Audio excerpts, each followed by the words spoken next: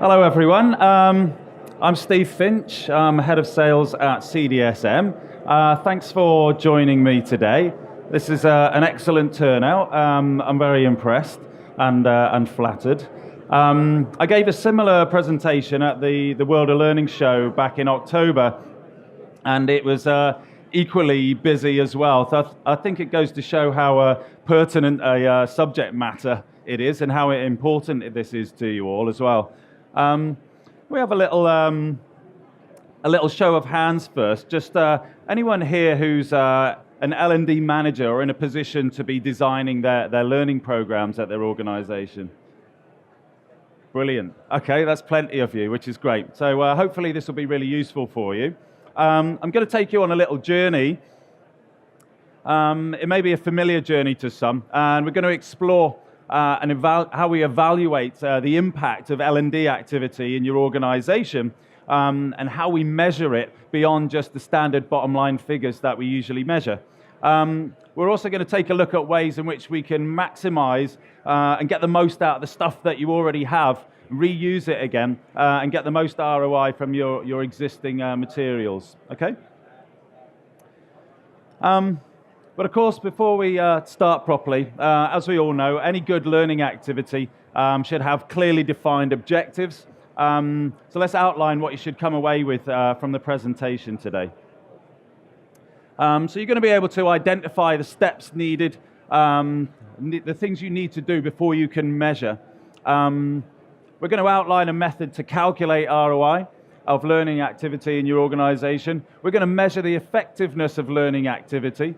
And you're going to be able to identify tactics to maximize ROI from learning activity. Okay? Just a little bit of background. So what is ROI? It's return on investment. It's basically, very simply, what do you get out from what you're putting in? Calculating how much you're spending and how much value you're getting from it. We're probably all here because at some point, either in the past or the present or likely to be in the future, you're going to be asked to prove the ROI on your activities that you do, on your learning activity and on your programs. So you're going to have to justify your budgets that you spend at some point. And like any cost center in a business, L&D has got to prove the value to the business. It's got to prove it's doing something and putting something back in as opposed to just being a cost center.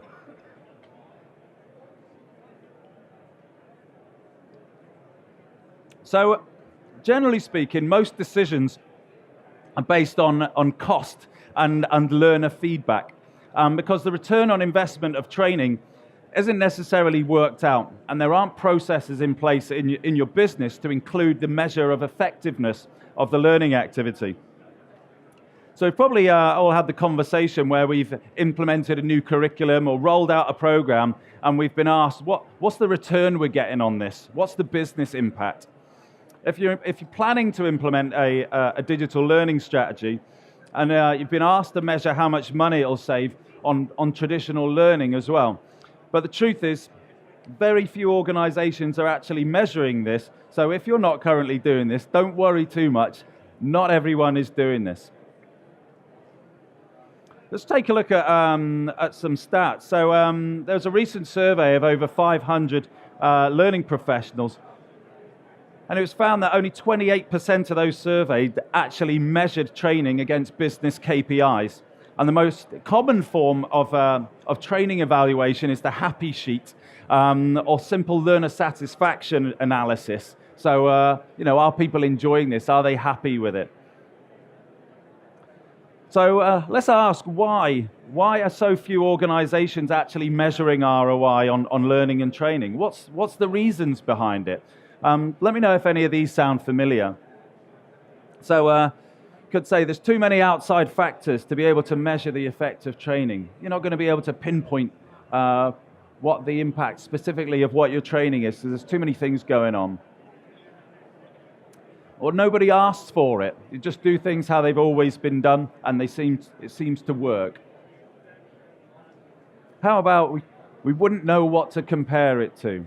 So you have nothing to evaluate it against. Or even you're just accounting for the costs. Success is only proven if you stay within budget and don't spend any more than you're allocated. Well, the reality here is that it's you guys, it's the L&D managers and the training managers who are actually responsible for measuring, improving ROI. No one else is going to do this for you. So it's something you've got to take accountability for. But don't worry, hopefully this presentation will give you some tools and methods if you're not already doing it, and give you some examples and help you navigate some of the roadblocks that you might face. Okay, let's talk a little bit about Bob. Bob's one of my clients. He's an L&D manager and at a well-known global brand. This brand had made the decision a few years ago to switch from classroom training to e-learning, as their aim was to save money. Okay, they wanted to save money, and they thought that e-learning would spearhead this, and they can use this then to roll out a whole program of compliance modules covering newly introduced business processes. The imperative from leadership was that the modules had to be completed, so they had to be done, and they had to be done by a certain date. So a number of tactics were used to try and maximize things like engagement and take up, get people to do it, get people to see it through and complete it, and the results are really good. It worked. People picked it up, and we were pleasantly surprised with the results that we got, and the turnaround of people completing it, and also the pass rates as well. So the measurement of success was actually about take-up and completion, and it seemed that all the boxes were ticked. But then, when that was presented back to his manager, Bob was asked, so what's the return on investment that we're getting from this?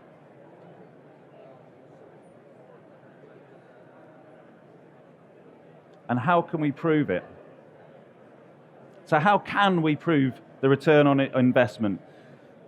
First of all, we've got to set the conditions that we need before we can measure it. So there's a bunch of things we need to do. Like any scientific experiment, you've got to do a bunch of things and prepare beforehand.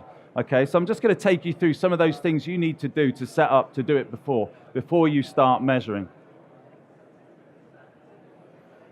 Okay, in order to do accurate measurement, you've got to treat it like a scientific experiment. There's a few things you need to do. First of all, you've got to identify the business challenges. Any L&D activity or a training program, it's got to be a solution to a problem. You've got to identify what that business problem is. If you're going to prove a successful L&D program, it's got to be a solution. So you've got to show that you're helping the business in some way, and that it can be directly attributed to business success. If you don't have, if it's not a solution to a problem, you're just doing it for the sake of it, and you're not necessarily going to get the support you need to then do other programs. So you've got to identify the business challenge. I guess just one example of another customer that we had of what a business challenge may look like. They've identified that they're losing over £8 million a year because of problems they're having with fitting. Okay, so they're doing some work, but it's coming back, and they're losing £8 million a year. So there's a training requirement there. And we're trying to identify what the cause of that is. Is it how the people are incentivized? Is it that they're encouraged to get the job done quickly as opposed to get the job done to a quality level? So it may not always be the staff who have that training need. It could be leadership, it could be management, and it could be the way that people are encouraged and incentivized. So the other thing you need to do is set the criterion for measurement.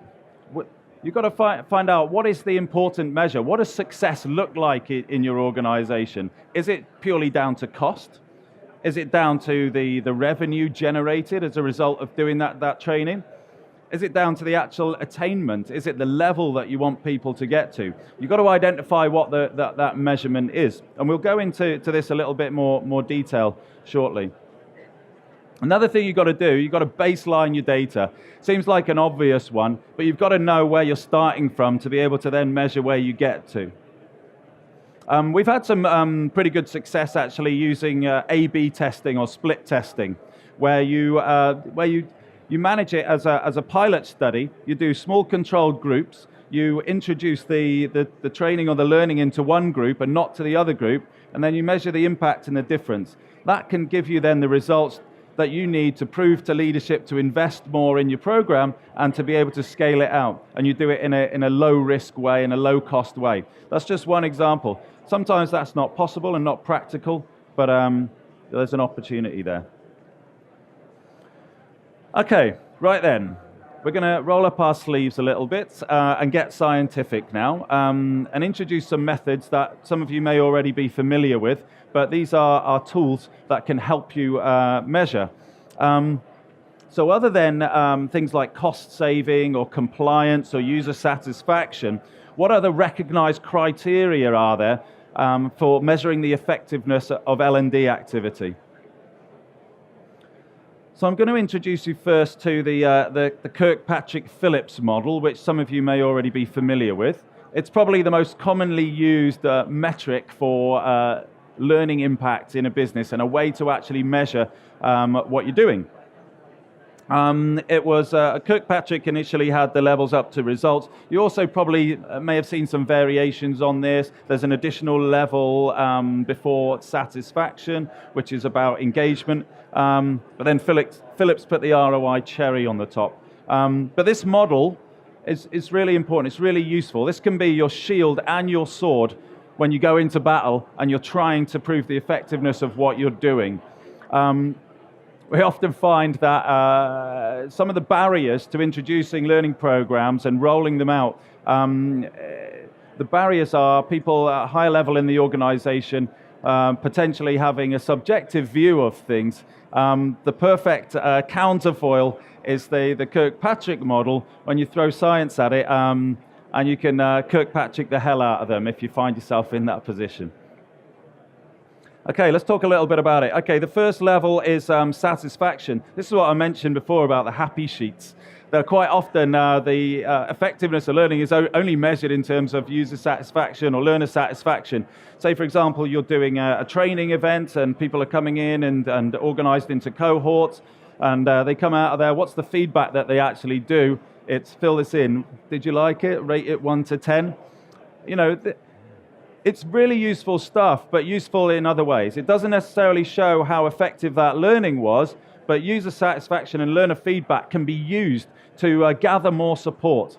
People's testimonials, if they had a good experience from it, can be used to feedback to other learners so that they can say, oh, someone else did this and enjoyed it, it may be good for me. In the same way as we use client testimonials to approach new clients, the same way you can use that learner feedback as well. And it also tells you very early on how well received that this learning is going to be. One of the hardest things that we have is engagement and getting people to take it up and do it. So that satisfaction is an important one, but it's not everything. Okay, we're going to look at the next one, which is learning. I'm going to bounce off now into a little bit more science. You know, how do you measure the learning outcome? How do you measure that learning has taken place? Well, you can use Bloom's taxonomy. So Bloom's taxonomy is a model that came about, I think, in the 1950s, and it was created to promote higher forms of thinking in education. So beyond just remembering facts and being able to you know, regurgitate them, it's higher level cognitive capabilities such as analyzing and evaluating. And Bloom's is broken down into 3 domains. So you've got the cognitive domain, which is about knowledge. This is the pyramid that we're looking at the moment. You've got the affective domain, which is attitude or self. So it's behaviors and attitudes. And you've got psychomotor, which is about skills and demonstrating you know, hand-eye coordination, that sort of thing. We're just going to focus a little bit on the cognitive side. And it's just giving you a model to actually be able to measure and design learning outcomes. What do you actually want people to be able to do as a result of the learning activity? And how do you map that against something so that you can actually measure that learning has taken place? Bloom's taxonomy is your model for evaluating and measuring and designing your learning outcomes. Okay, back to Kirkpatrick. So we're measuring our learning outcomes. This can be done through a number of different ways, through assessment, skill, practices, performance, demonstration or simulations.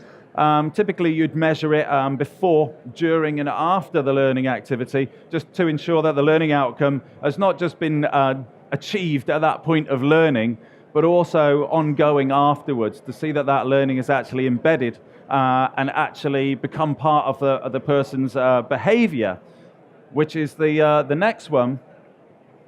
So we say impact, but it's really geared around behavior change. It's the impact on the individual, on the learner. Have they turned that learning outcome into something that they do as part of their practice? How do they use it on a day-to-day basis? Has it become embedded as part of their practice? There's challenges and barriers to learning actually sticking. There's ways which the learner can be supported and encouraged and monitored to make sure that that behavior change sticks. The length of time often between doing that piece of learning and then actually applying it, the longer you leave that, the less likely it is to stick. So there's strategies that you can employ to make sure that there's that reminding going on, or that the learner is getting a chance to apply that in their day-to-day work. And there's ways you can evaluate that as well, in the workplace, through observation, through coaching, job shadowing, self-appraisals, 360-degree appraisals as well, and also things like mystery shopping if you're in the retail environment, to be able to observe that the learning outcome is actually embedded and the behavior has changed. Okay, the next one is about results, and this is the impact on the organization.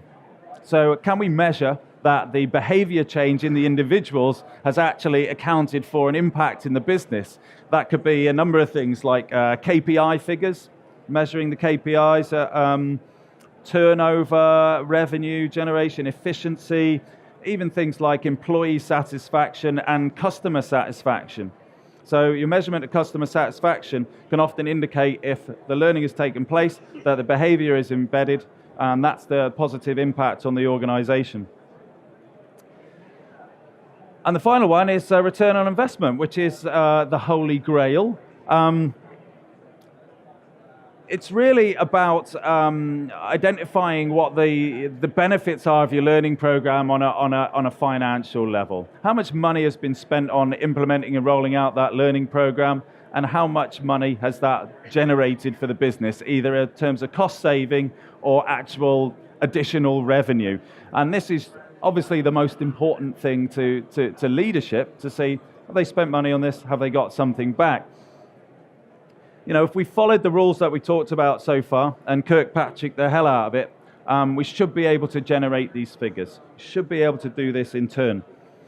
We'll just take a little look about who these things are important for, who in the business typically actually cares about these different levels and the different statistics.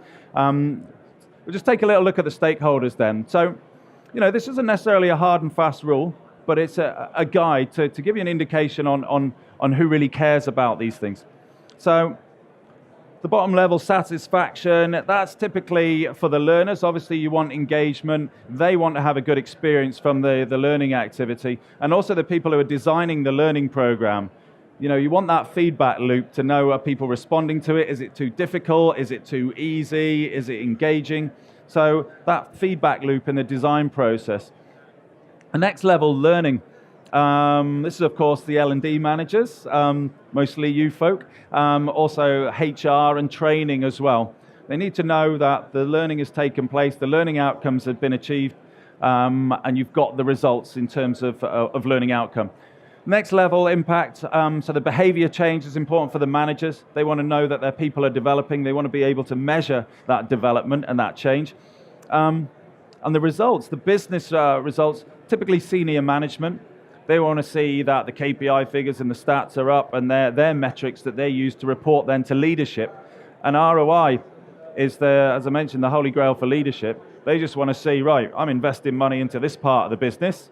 What am I getting back? Is it a worthwhile investment? Shall I invest some more? Shall I give it more support?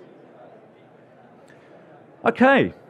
So armed with all of these things, Bob went back to his boss, presented a response to each one of the questions that were posed, and each one of the challenges presented back Kirkpatrick Phillips, use science, use Bloom's taxonomy. he Kirkpatrick the hell out of it. But the question then arose about where to go next. So armed with this, what do you do? How does this drive the decision-making process, and what do you do with this? So we're going to take a little look then at what we can do with this. Armed with this, what can we do? What behavior could we change in ourselves, and what tactics and strategies can we then, armed with this, apply to our L&D programs to try and get the most out of it and try and push it all the way up the chain and get the most ROI?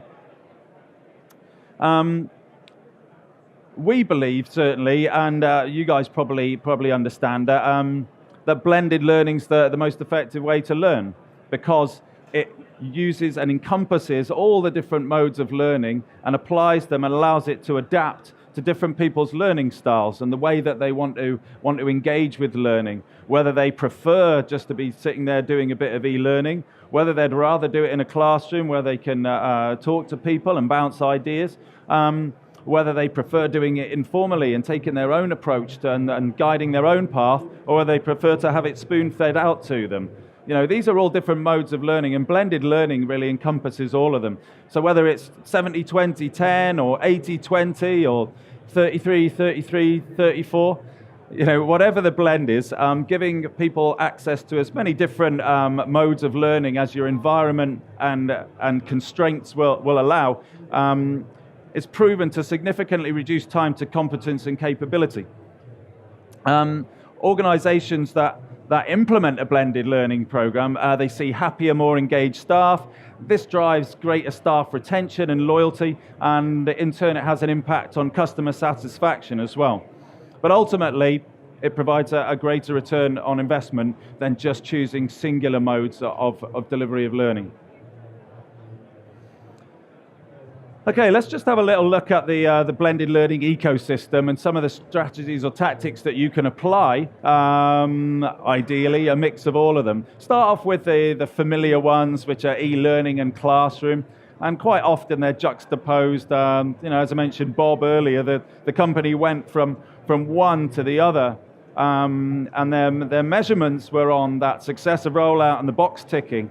But they weren't to realize at the time what they were actually losing, which was that ability for people to share best practice. Those water cooler chats, the informal discussions and the exchange of experience that can only take place really through social activity and social interaction. That could be done digitally and supported through digital tools, or done in a face-to-face way. But that stuff is really important. And putting people in silos and letting them learn independently without being able to reflect and bounce ideas off others is kind of throwing out the baby with the bathwater a little bit. So some other modes, so as I mentioned, informal learning. Informal and providing an environment or a library or somewhere where people can go to choose their own path. You might have your formal compliance programs that people have to do. What about encouraging people who want to learn beyond just ticking a box? What about encouraging the learners who want to succeed and are ambitious, but they want to do it with your company? You've just got to give them the opportunity to do that. And I'm going to show you shortly about how you can do some of these things with what you already have. It's not a massive leap or a massive investment. So there's the social aspect, as I mentioned, these water cooler chats. Quite often, the only way in which knowledge transfer occurs in an organization is by putting people together in a room.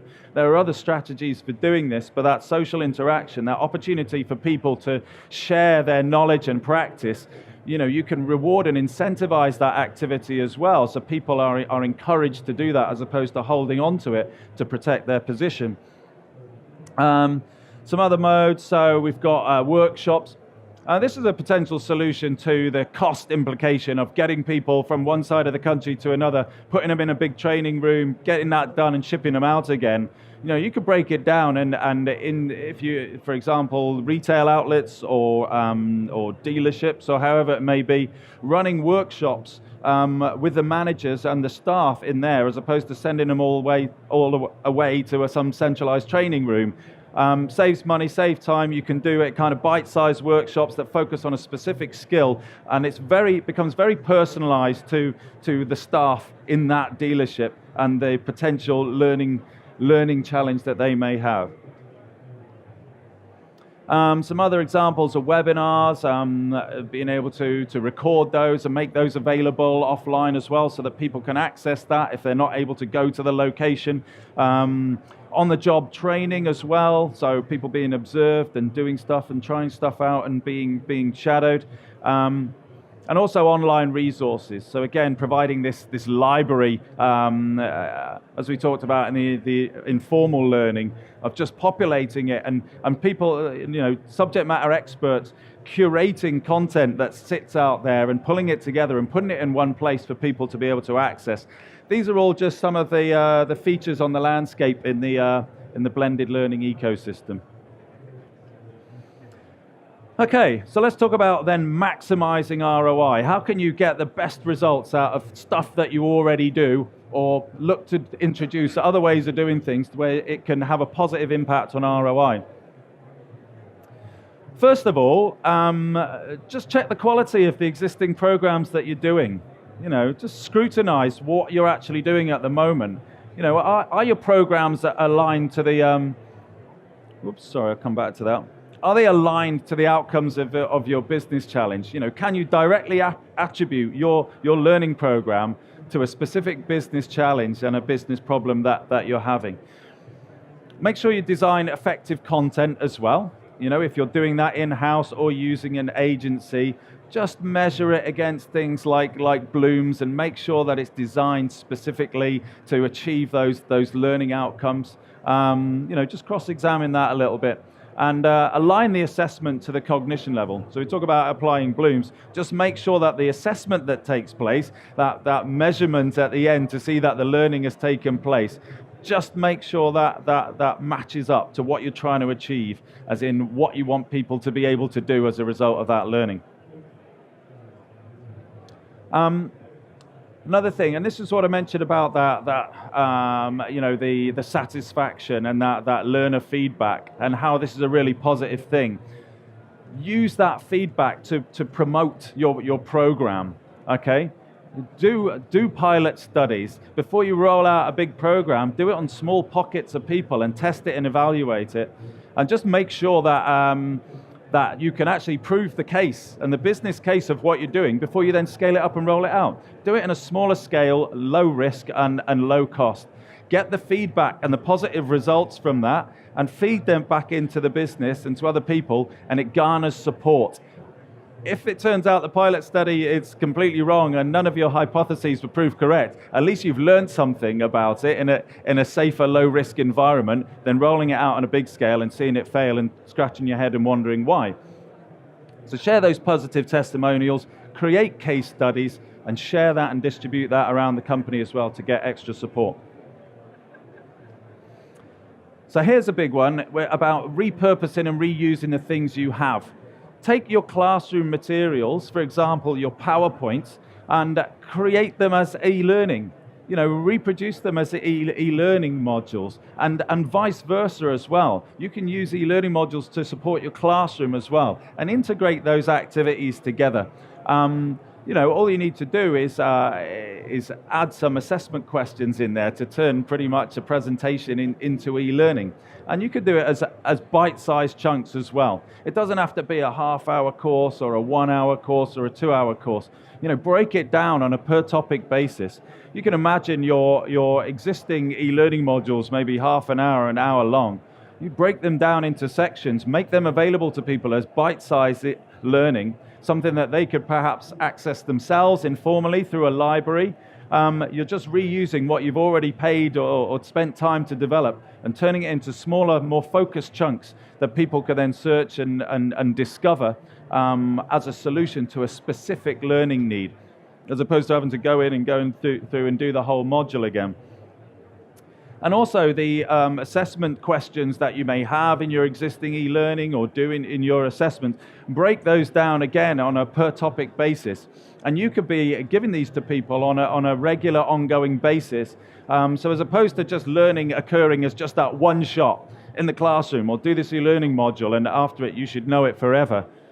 Break it down. Give people just 5 questions each week or something. Find out where their strengths and weaknesses are. If there's weaknesses, if 6 months down the line they've forgotten about that particular topic on that e-learning module they did so long ago, find out where those weaknesses are and just point them to that bit of bite-sized learning. So it's very personalized and it's very specific to where the weakness is.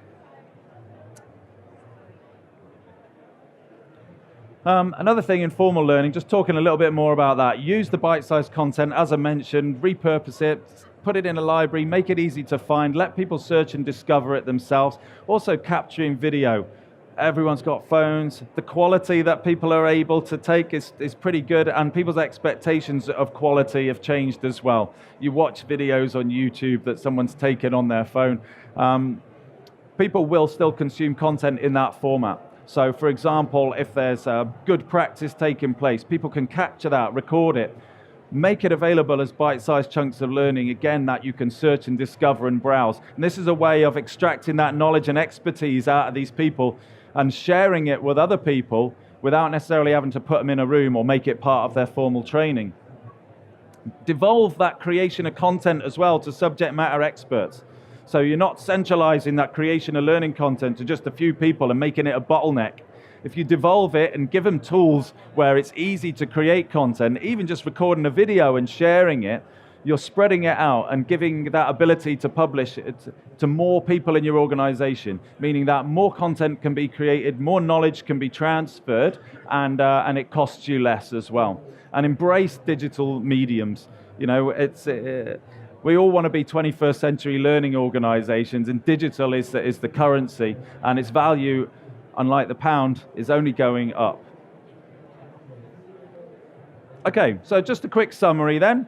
I know it's probably a lot to take in, or some of you probably already know this and are sitting there saying, yeah, tell me something I don't know. But we'll just summarize on what I've been through now. Okay, so target your business challenges, baseline your data, apply recognized scientific methods, explore blended learning if you haven't already, and repurpose and reuse and reaggregate your existing content. Don't throw it away, repurpose. And the final thought, yep, Kirkpatrick the hell out of it. Yeah, if anyone's coming to you with a subjective view on what you should or shouldn't be doing, just throw Kirkpatrick at them and then run off in the opposite direction. Okay, that's pretty much it. So thanks for listening, folks. Really appreciate it. Definitely visit our website and our blog posts. We've got a bunch of articles about learning design and reusing content. There's more details in there. And pop over and see our stand as well, 09. It's just around the corner over there. We've got our blended learning platform, Thinky, which lets you do all of this stuff. And that's pretty much it.